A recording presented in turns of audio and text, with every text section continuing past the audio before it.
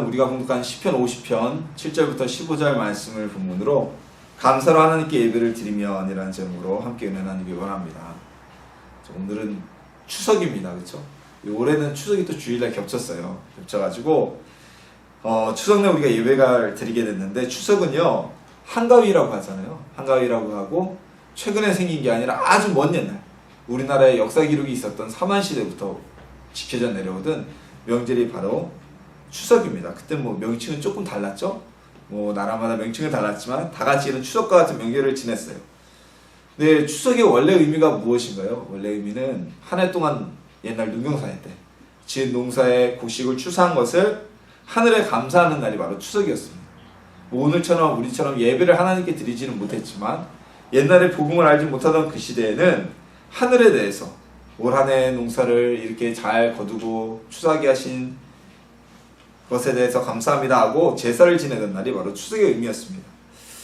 이것은 우리 여호와 하나님께 한 해의 곡식을 추수하고 감사를 드렸던 성경에 있는 맥추절과 같은 의미를 지니는 날이었습니다.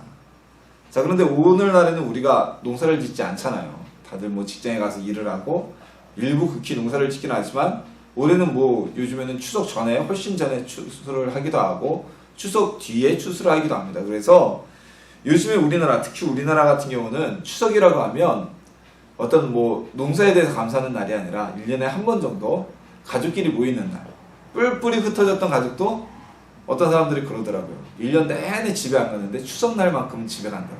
그때 가서 인사나 하고 와야 되니까 1년에 한 번 정도 가족이 모일 수 있는 날로 우리가 더 큰 의미를 가지고 있습니다.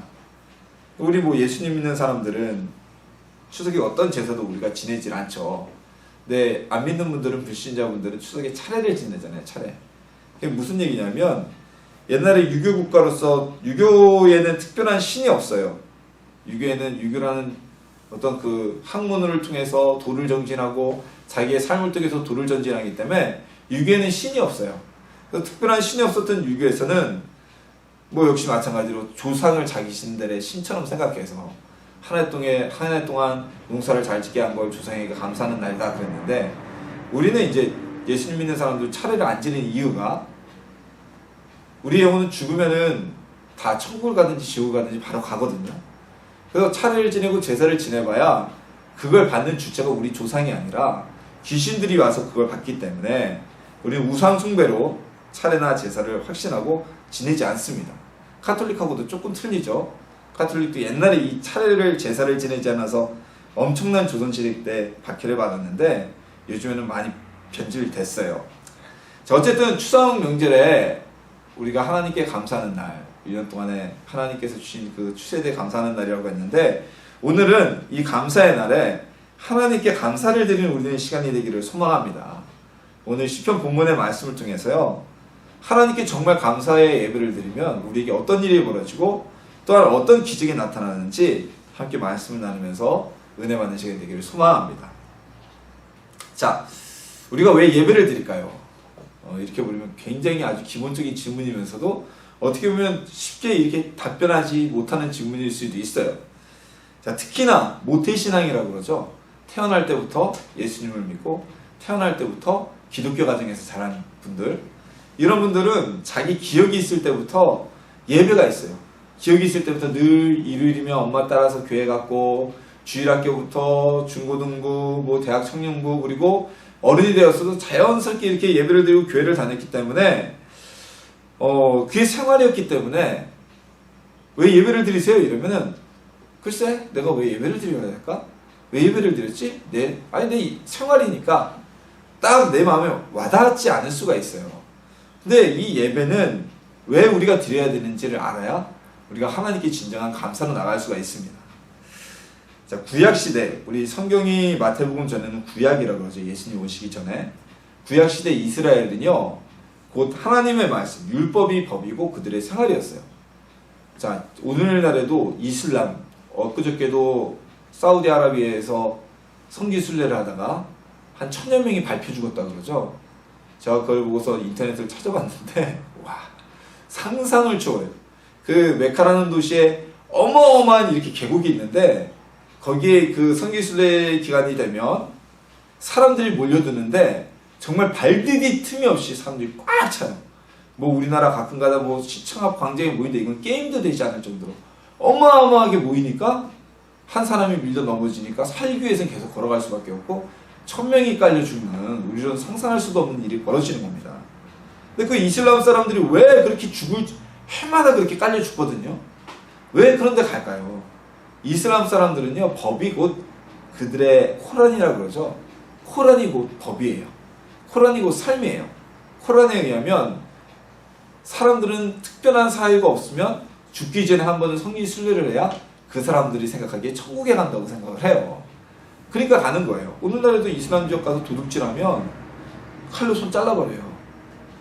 우리 율법에 있는 것처럼. 그리고 가늠하잖아요. 가끔가다 뉴스에 나오죠.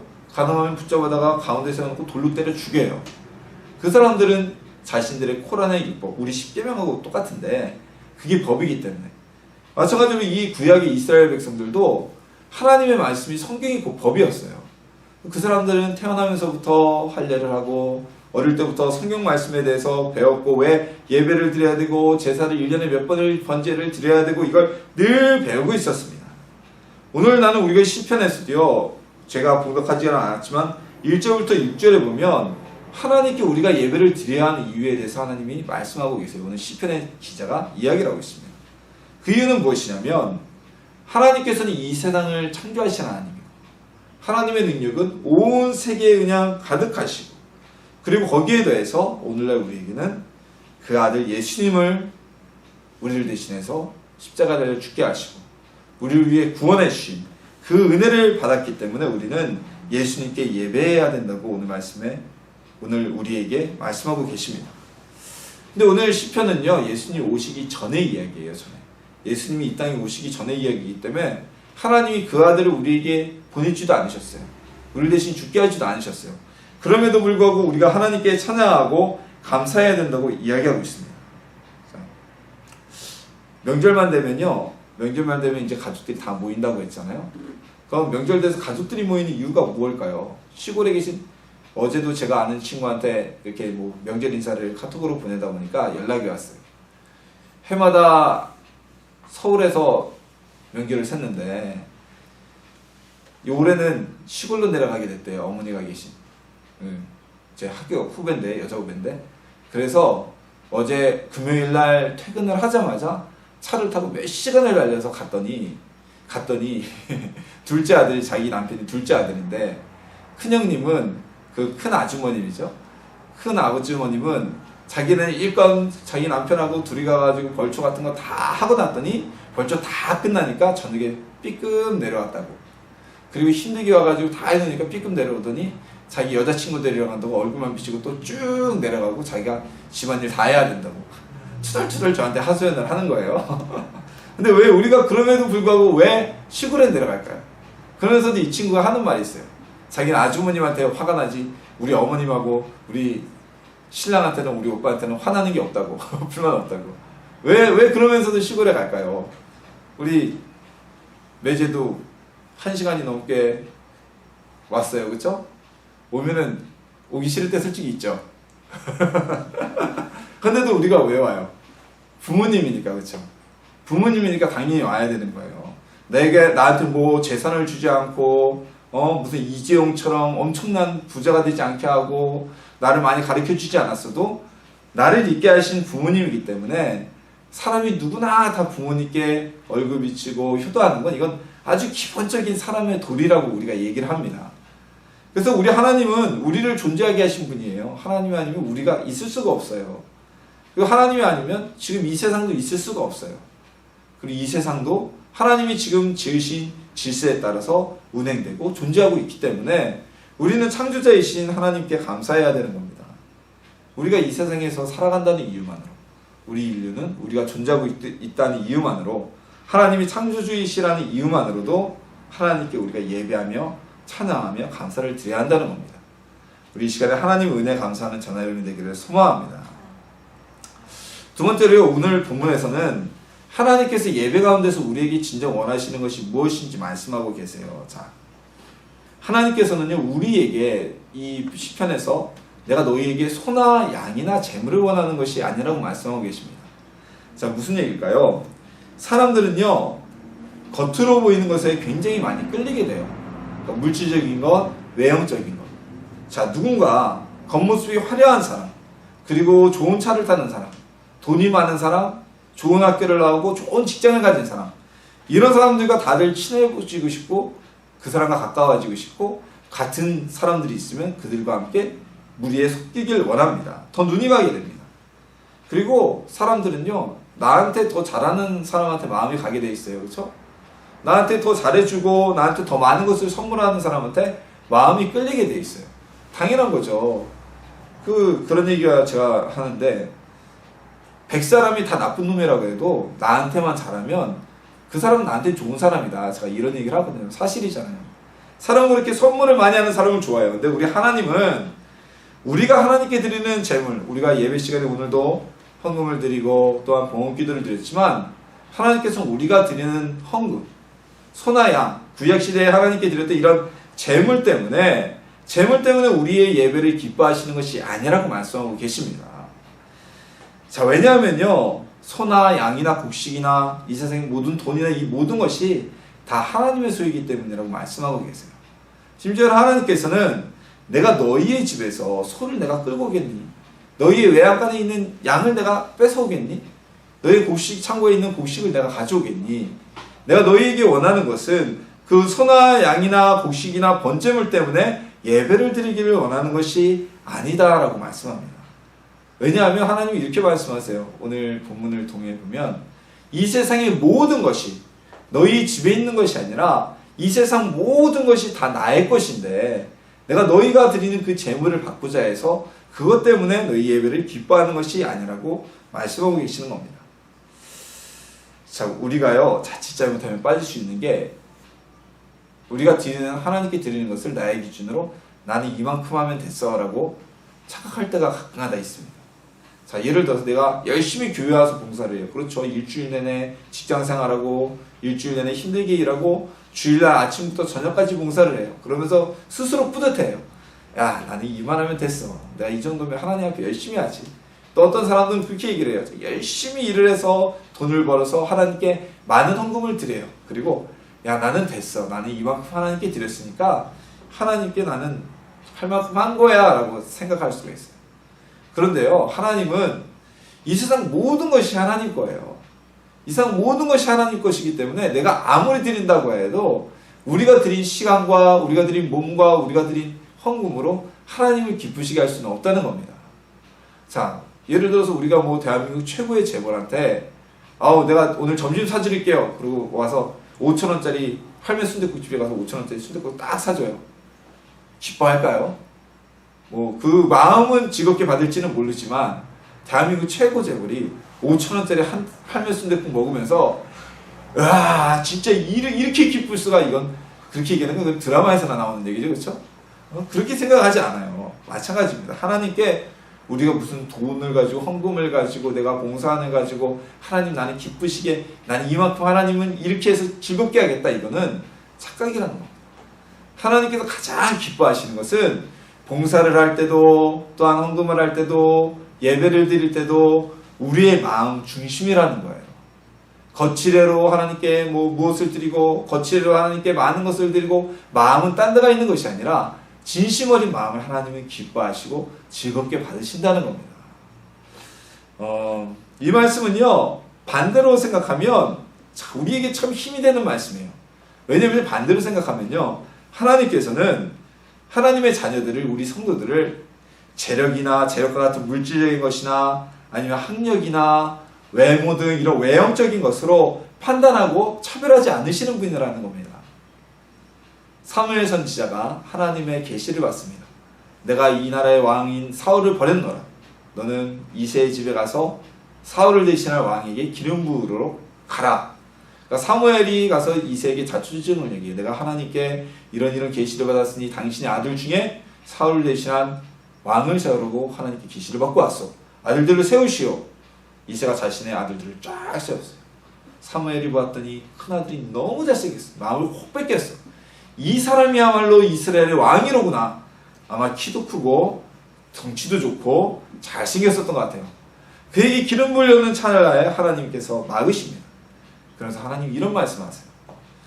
내가 보는 것은 사람과 같지 아니하니 사람을 외모로 보거니와 나 여호와는 중심을 보느니라 고 말씀하셨어요.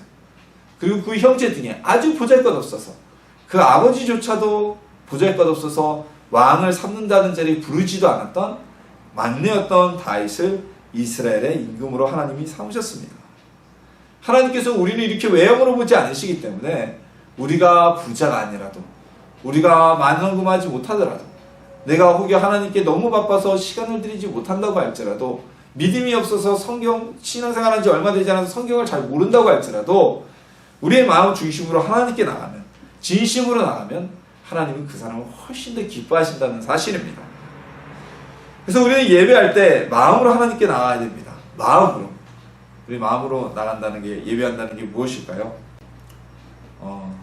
우리가 이 예배 시간만큼은요 오직 하나님만 생각하고 하나님만 바라보고 찬송을 해도 찬송의 가사를 생각하고 기도를 해도 진심으로 기도의 내용에만 바라보고 말씀을 들을 때에도 하나님 말씀에만 귀를 기울이는 온 몸과 마음과 생각, 우리가 쉽게 얘기해서 정신을 하나로 모은다 그러죠. 그 마음으로 나갈 때 하나님이 그 예배를 기뻐하시고 즐겁게 받으신다는 겁니다. 우리 두 부부가 연애하고 결혼했잖아요. 그렇죠? 자, 연애할 때 서로 이렇게 쳐다보면서 여기 딴 생각 이렇게 하고 있으면 좋아해요? 싫어해요? 싫어하죠. 그렇죠? 몸은 나오고 있는데 정신은 딴 데 가 있어. 몸은 나오고 있는데 막 나는 얘기했는데 들으면서 이러고 나중에 내가 뭐라고 했어 그럼? 뭐라고? 이러면 화나잖아요. 우리 하나님도 마찬가지라는 거예요. 예배를 드릴 때 가끔 가다 보면 우리가 사단이 우리를 공격하기 때문에 마음을 뺏어갈 때가 있어요. 몸은 여기 와 있는데 생각은 딴 데가 있어. 마음도 딴 데가 있어. 그러면 하나님이 기뻐하지 않으신다는 거죠. 비록 우리가 하나님께 나와서 최선을 다하는 것은 하나님께 예배드리며 생각도 마음도 오직 하나님만 바라보는 그 마음을 가질 때 하나님이 예배를 기뻐 받으신다는 겁니다. 구약시대에는 제사를 지낼 때 구약시대의 제사는 오늘날 우리의 예배와 같아요. 이 제사를 지낼 때는 하나님께 꼭 제물을 가져가야 됐어요. 그러니까 그 제물을 가져갈 때는 조건이 있었어요. 어떤 조건이 있었냐면 절대로 그 제물로 드려지는 보통 뭐 부자들은 소, 가난한 사람들은 양이나 어린 양 새끼 또는 새 이런 걸 잡아드렸는데 어떤 짐승이라도 좋지만 절대 조건이 그 짐승들은 절대 흠이 있어서는 안 됐어요. 예를 들어서 병이 들거나 아니면은 뭐 이 짐승들이 장애가 있어서 쩔뚝거리거나 아니면 약을 먹고 죽기 전에 퍼덕퍼덕거리거나 이런 제물은 절대 하나님께 드릴 수가 없었어요. 가져가 봐야 그건 받아지지 않았어요. 우리가 예배 드릴 때는 진심과 우리도 기쁨으로 하나님께 나가기를 소망합니다. 어느 곳 어느 장소에 있든지 마음을 다해서 흠없는 제물로 구약시대 때 하나님께 드렸던 것처럼 감사함으로 하나님께 나가는 저나 여러분이 되기를 소망합니다. 또 우리 예배는요 감사함으로 드려야 돼요. 감사함으로. 주일학교나 이래 학생 애들 엄마 아빠한테 끌려오는 애들 보면 가끔가다 이런 애들이 있어요. 올 때부터 인상 팍 쓰고 들어와요. 끝날 때까지 인상 쓰고 있다 가요. 왜 그럴까요? 기쁨이 없어요. 기쁨이. 엄마 아빠한테 억지로 끌려 나왔기 때문에 안 가면 용돈 안 준다 그러고 그런 애들이 몇몇 있었어요. 이놈들 커가지고 대학 가면 아무도 예수님 안 믿어.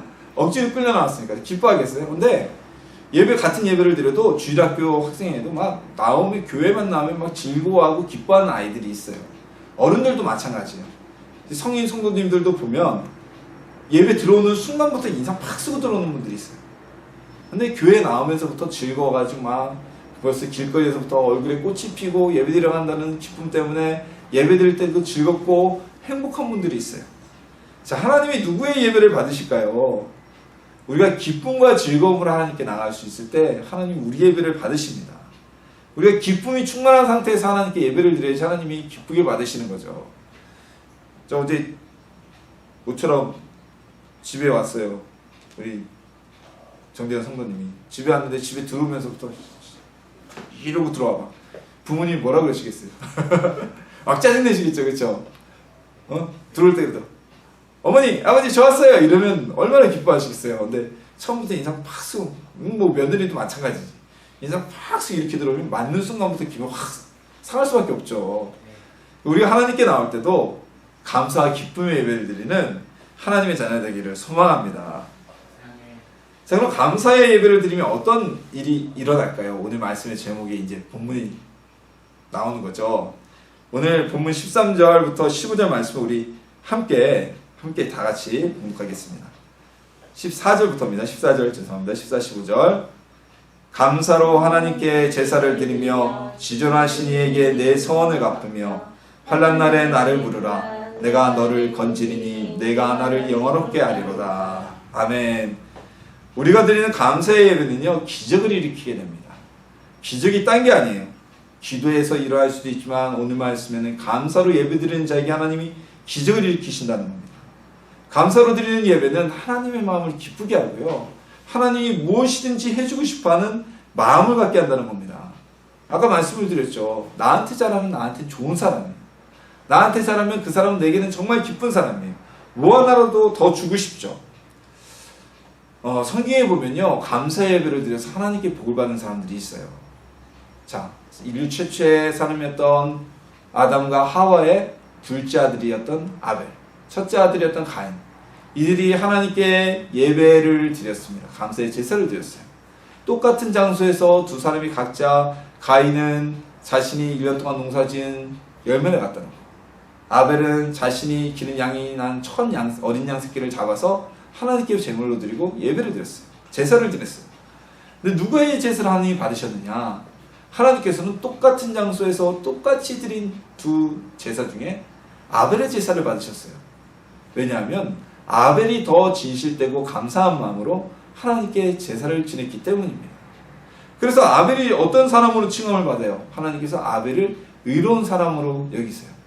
지금도 성경에서 내내 아벨은 의로운 사람들의 대표자처럼 이끌어지고 있습니다. 또한 세상이 죄로 물들어서 하나님께서 이 세상을 멸하고자 하시죠. 그리고 물로 심판을 하셔요. 모든 세상 사람들이 싸그리 다 물에 빠져 죽게 됩니다. 그리고 노아의 8식구와 노아의 방주에 사고 있었던 동물들만 살아남게 됩니다. 노아와 그의 가족이 이제 홍수가 끝나고 땅이 마른 뒤에 방주의 문이 열리고 나와서 가장 먼저 했던 것은 하나님께 예배를, 번제를, 제사를 드리는 일이었어요. 자, 그 제사를 하나님께 드리자 하나님께서 하늘에 무지개를 띄우게 하십니다. 이 무지개는요, 그냥 비가 와 새빛이 비쳐서 띄운 무지개가 아니라 성경에 보면 하나님께서 다시는 이 땅을 물로 멸하지 아니하시겠다는 약속의 징표로 보여주셨다는 거예요. 또 있어요. 솔로몬이 왕이 되었어요. 솔로몬이 왕이 된 일은 정말 기적과 같은 어떤 스펙터클한 드라마와 같은 일이었어요. 우여곡절 끝에 솔로몬이 왕이 됐어요. 원래 솔로몬은 왕이 될 수 있는 사람이 아니에요. 왕이 계승서열에서 밀려 있었고, 그의 어머니 밧세바는 이 유다 나라에 엄청난 환난을 일으켰던 여인이에요. 남편이 있는 여자가 다윗 왕과 불륜의 관계를 맺고, 그리고 그 일로 인해서 압살롬이 반란을 일으키게 되었고, 온 나라가 시끄러웠던 그 원인을 제공했던 여인이 솔로몬의 어머니였던 밧세바였기 때문에 도의적으로 보나 왕이 계승서열로 보나 솔로몬은 왕이 될 수 없는 사람이었어요. 근데 하나님께서 솔로몬을 왕으로 세우셨잖아요. 근데 이 솔로몬은 하나님이 세우신 이유가 있어요. 왕이 되자마자 자기의 정직들을 처벌하는 게 아니라 하나님께 가서 1,000번제를 드리게 됩니다. 1,000번제는 1,000번의 제물을 드리고 1,000마리의 제물을 드리고 1,000번의 예배를 드렸다는 거예요. 성경 학자들에 따라서 하루에 3번 드렸을 것이다. 아침, 점심, 저녁.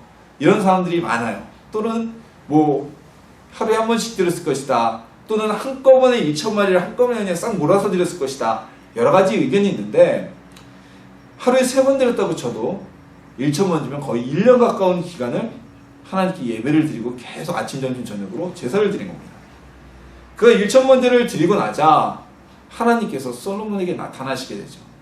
그리고 솔로몬이 원하는 것, 그의 소원을 들어주시고, 솔로몬이 구하지 아니한 지혜 외에도 부와 명예와 장수의 축복을 솔로몬에게 주십니다.